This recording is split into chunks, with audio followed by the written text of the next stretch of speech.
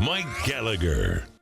Let me try to tackle this. It's not healthy to be in a rage. It's not good for you. It's not good for your health.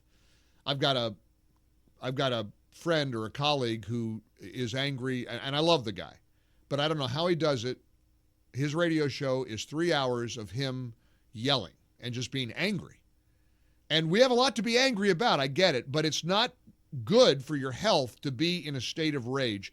But this story about what the Justice Department pulled yesterday regarding this would-be assassin has turned me into a raging maniac. I'm reading here from the Daily Wire. The U.S. Justice Department released a letter Monday written by the man accused of attempting to assassinate former President Trump at his golf club in Florida, in which the suspect allegedly admitted to trying to kill Trump. The guy wrote, allegedly, quote, "This was an assassination attempt on Donald Trump, but I failed you. I tried my best and gave it all the gumption I could muster. It is up to you now to finish the job, and I will offer $150,000 to whomever can complete the job." This letter was released by Joe Biden and Kamala Harris's Justice Department. Bill Barr, the former Attorney General, is dumbfounded that they would release this. He issued a statement saying that the decision to release this letter, putting a bounty on Trump's head, was rash and serves no purpose other than to risk inciting further violence. And that would be violence against Donald Trump, of course. They've put a target on his back. The Justice Department, I believe, my read of this, and you can please correct me if you think I've got the wrong read, they want to get him killed. I don't want to believe that. I'm loath to accept this. But what other conclusion can we have? You see, there's precedent for this. Remember the shooter at the private Christian school in Nashville? Killed 6 people, 3 kids, 3 adults? That shooter had a manifesto. And the feds didn't want to release the manifesto, they said, because it was a dangerous thing to do. It was going to put people in harm's way. So you've got some troubled, evil hater of Christians and whatever the motivation was there. The Justice Department saw fit to withhold the manifesto because it might put people in harm's way. But this guy writes an absolute specific message of a bounty on the head of Donald Trump. I'll offer $150,000 to anyone who can do what I failed to do, and that is murder Donald Trump. And Biden and Kamala's Justice Department saw fit to release that. Now, if you can give me a better explanation than they are trying to get him killed, I'd like to know what it is. 1-800-655-MIKE. If you can give me a better narrative. You know, I saw that despicable Richard Blumenthal strutting around last week, pretending to be horrified at what they're learning about the second would-be assassination attempt of Donald Trump. And I thought, boy, this doesn't seem right. He hates Trump. He's a stolen valor scoundrel. He's an awful guy. Isn't it nice that he's worried about Trump's safety? It's a scam. It's a total scam. He was projecting, they knew about the letter perhaps, and they were going to say, you know what we're going to do? We're going to put a big fat bullseye. We're going to put a big fat bullseye on Donald Trump's back. And when you recognize the level, the depths of evil that we're facing right now, it ought to turn your blood cold. It ought to absolutely turn your blood cold. These are evil, vile opportunistic, maniacal people. And I'm talking about the Biden-Harris administration. This is Merrick Garland and the Justice Department deciding to release this letter. And as Bill Barr put it, risk inciting further violence against Donald Trump. It's disgusting. It's shameful. It is one of the most diabolical things I've ever witnessed. Because if I'm right, we're not dealing with just people of a different political point of view. We're dealing with people who are like demonic. Do you know how demonic you have to be to try to get this guy killed because you don't think you can stop him at the ballot box? Do you realize how bad it has to be that you're trying to get this guy killed because you can't stop him with your awful candidate, Kamala Harris? Can you get over this? This is insane as it gets. And this is as wildly, unnervingly evil as it becomes. I am so angry about this. I am trying so hard to contain myself. But this is what we're facing. And we can't turn away. You can't turn away from this. You cannot sit here and sort of pretend that this evil isn't real, because it is. It's as real as it gets. And this is what's on the ballot.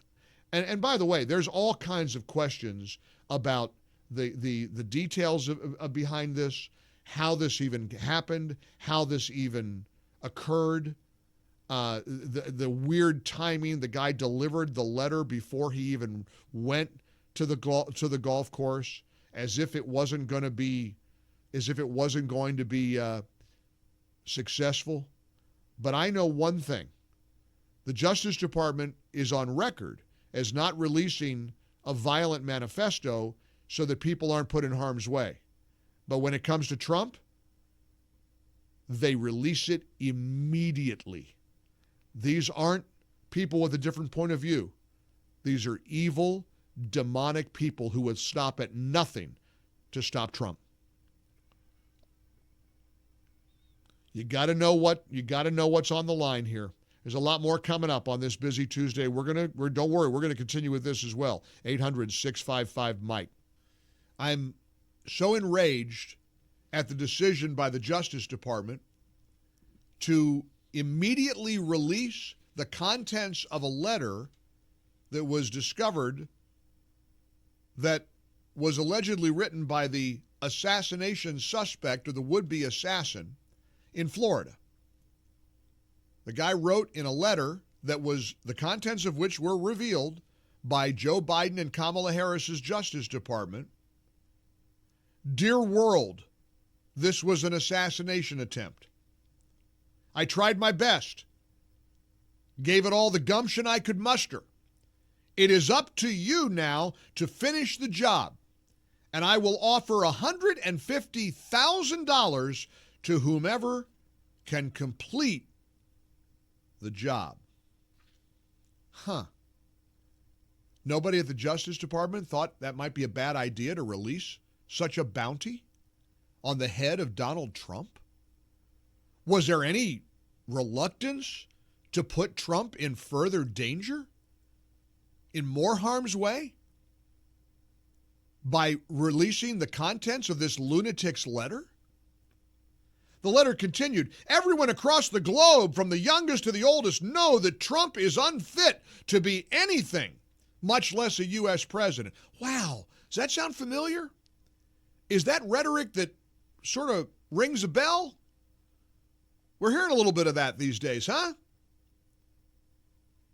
This guy who wanted to slaughter Donald Trump decides to take the moral high ground by writing, U.S. presidents must at bare minimum embody the moral fabric that is America and be kind, caring, and selfless, and always stand for humanity. Oh, okay. Well, if he's not, kill him, right? You vermin, you monster. You think you're doing, but listen, when you sit around and you say Trump is a threat to democracy, he's another Hitler, what do you think is going to result? What do you think the end result's going to be? Bill Barr, the former Attorney General, who is not a particular fan these days, it seems, of Donald Trump, was stunned at the Justice Department's decision to release this letter. He released a statement saying the decision to release the monster's letter is rash and serves no purpose other than to risk inciting further violence. Well, that would be further violence against Donald Trump, Mr. Barr. You can come out and say it. You don't have to pull your punches. You can come out and say they're trying to get him killed. Last week, that nasty old senator in Connecticut, the stolen valor creep, Richard Blumenthal, was strutting around saying, oh, I'm shocked, positively shocked at what we've uncovered. I thought, boy, this is kind of weird. He's a little vocal because you know he hates Trump. Why is he, what's he telegraphing?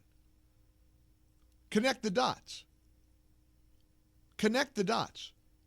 On Monday, DOJ releases a letter with a bounty on Trump's head. Look, I've been dealing with political disagreements my whole career. Obviously, it's what I do for a living. I was married to a Democrat. And even though she died in 2008, I still think about her all the time. I miss her. I adored her. She was the best thing to ever happen to me. We didn't agree on much politically. I would not be able to have a relationship with anybody who wanted to have their political adversary killed. I'd like to believe that my Denise would be appalled at today's Democrats. I'd like to think that my Denise would never have recognized what her party has become.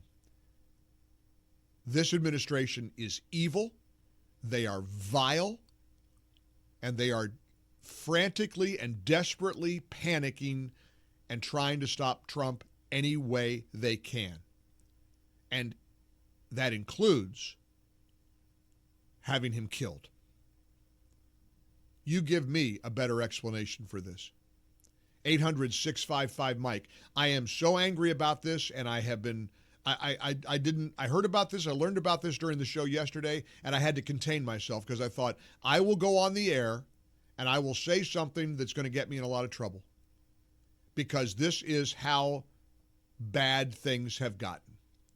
90-year-old men being physically assaulted because they dare support the 45th president of the United States. A Justice Department, after having withheld the Nashville school shooters manifesto because they didn't want anybody to get hurt. That was a risk. But when it comes to Trump, all bets are off. I'm sick to my stomach about this, and any normal, decent person, Republican or Democrat, should be too. Let's find out. 800-655-MIKE, 800-655-6453. We're in the Relief Factor studios. It's Tuesday. We are 6 weeks away from the historic election where good might prevail over evil. And this is no longer right versus left. This is not Republicans against Democrats. This is good versus evil. And these are some dark, evil, terrifying people. 800-655-MIKE. We'll see if you agree. Your voice, your call, your perspective coming up next here on the Mike Gallagher Show. Mike Gallagher. Here's what Jesse Waters of Fox News said last night about this would-be assassin and the DOJ's decision to release the letter that he wrote. The FBI says Ruth was motivated to kill Trump because he believed the former president was unfit and destructive to America's moral fabric. Does that sound familiar? The American people must decide whether Donald Trump's assault on our democracy on January 6th makes him unfit for public office. I've been saying for now well over a year, he is not fit to serve. Donald Trump is not fit to be the job of president, to be the commander-in-chief. And he literally is putting to the test this invisible moral fabric. Ruth's letter purportedly says that he failed to assassinate Donald Trump and that he was offering $150,000 to anyone who could finish the job. So the Biden administration just released the Assassin's Manifesto that put a $150,000 bounty on Trump's head and called him unfit to serve. The same language Biden's used. Wow. Now, if the shoe was on the other foot, if there was a Democrat who had been nearly killed twice, not once, but twice within the span of basically a few weeks, it's all the media would be obsessing about. The language of Republicans leading to the near assassination of whatever Democrat might be in this hypothetical. But when it's the other way around, there's nothing to see here. Let's just move on. Here's a text message on the MyPillow text line from Missouri. I'm so sick to my stomach over this release of this guy's bounty on President Trump's life. What is happening to America? It is truly a dark time for our nation. We have to get fired up and get out and vote for the only leader who can fix this, President Donald Trump. Here's Nick in Columbia, South Carolina. Hello, Nick. How you doing, sir? I'm all right. A little fired up today. How about you? I've been fired up, man. I'm sick of the liberals. I don't even call them liberals anymore. I say leftists. I don't even want to give them a decent title. You ever notice years ago they preached tolerance? It was all about acceptance. Now they're intolerant, and they will not accept anybody. They are the least tolerant category of American imaginable. They don't tolerate. They pretend to be all about free speech and expression, unless it's speech they don't like, and then they want to shut it down. But see, this has taken on now a different turn. This is beyond just stopping free speech. This is getting a guy killed. This is getting him murdered. And if you think I'm overreacting, I hope somebody will call me and tell me that I've taken this as a bridge too far. How else do you describe a Justice Department that refused? They had to go to court to ever get the Nashville school shooters manifesto released because they didn't want to release it because they felt that those words would incite violence. So they wouldn't release the school shooters letter, but the guy who wanted to kill Trump immediately released that. That's fair game. What other conclusion can you reach except for they want to get him killed? Steve's in Hayward, California. Steve, welcome. How are you? All right. Hey, I remember about a month ago seeing a video where Joe Biden was saying we need to put a bullseye on Donald Trump. Oh, some of them have come right out and said, I want to put a bullet in him. One of those goofy activists from the supposedly Republican Trump haters said that on camera. We need to put a bullet in him. How do you walk that back?